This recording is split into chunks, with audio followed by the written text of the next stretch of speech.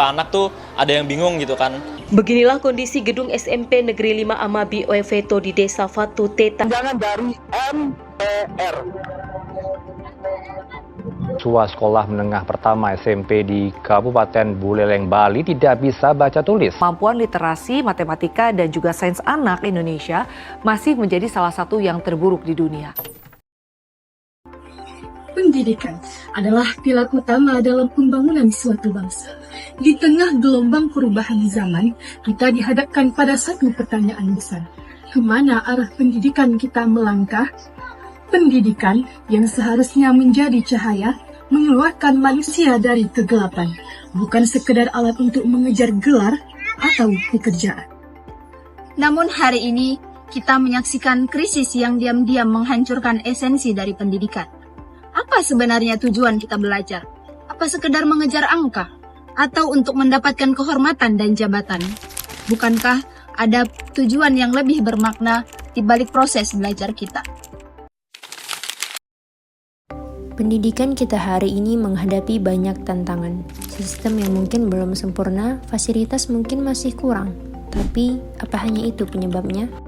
Bisa jadi, tanpa kita sadari, kita sedang mengalami fenomena yang diam-diam merusak itu semua, yakni brain rot. Brain rot itu terjadi saat kita terlalu sering terpapar informasi-informasi receh, hiburan kosong, dan juga konten-konten instan, sampai akhirnya otak kita mulai kehilangan ketajamannya. Ciri-ciri sederhana yang bisa kita rasakan diantaranya kita jadi gampang terdistraksi, sulit fokus, dan malas berpikir secara mendalam.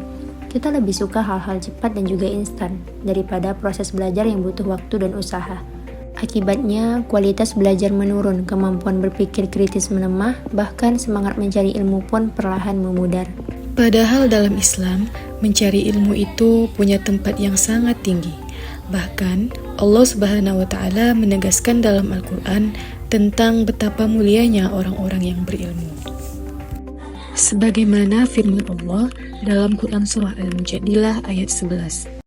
Bismillahirrahmanirrahim. Ya ayyuhalladzina amanu idza qila lakum tafassahu fil majalisi fafsahu yafsahillahu lakum وَإِذَا قِيلَ انشُزُوا فَانشُزُوا يَرْفَعِ اللَّهُ الَّذِينَ آمَنُوا مِنكُمْ وَالَّذِينَ أُوتُوا الْعِلْمَ دَرَجَاتٍ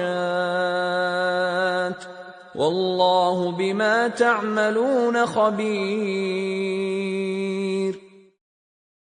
Dalam ayat ini, Allah menegaskan bahwa ada dua hal yang benar-benar mengangkat manusia, yaitu iman dan ilmu, bukan kekayaan, bukan popularitas, bukan jabatan. Kenapa iman dan ilmu? Karena imanlah yang menghubungkan kita dengan Allah, sedangkan ilmu memampukan kita memahami dunia ini dengan lebih bijak. Tanpa iman, ilmu bisa membuat manusia sombong. Tapi tanpa ilmu, iman bisa menjadi kosong, tidak membumi dalam tindakan nyata. Dan dalam ayat ini, Allah Subhanahu wa Ta'ala tidak bilang semua orang akan diangkat derajatnya, tapi hanya orang beriman dan orang berilmu. Ini artinya kualitas diri itu tidak otomatis didapat cuma karena usia, jabatan, atau status sosial, tapi dari seberapa dalam kita beriman dan seberapa bersungguh-sungguhnya kita dalam mencari dan mengamalkan ilmu. Jadi, ilmu itu bukan cuma buat nilai, gelar, atau popularitas, tapi ilmu itu yang akan mengangkat derajat kita di hadapan Allah dan juga di tengah masyarakat. Kalau sekarang kita melihat pendidikan kita krisis, salah satunya karena kita lupa bahwa ilmu itu sebenarnya alat untuk meningkatkan kualitas jiwa kita. Dan brain rot terjadi saat kita lebih mengejar sensasi daripada substansi. Kita lebih sibuk mengisi kepala dengan hal-hal kosong ketimbang ilmu yang bisa memperbaiki diri. Padahal ilmu itu bukan hanya sekedar informasi, tetapi ilmu itu jalan menuju kemuliaan.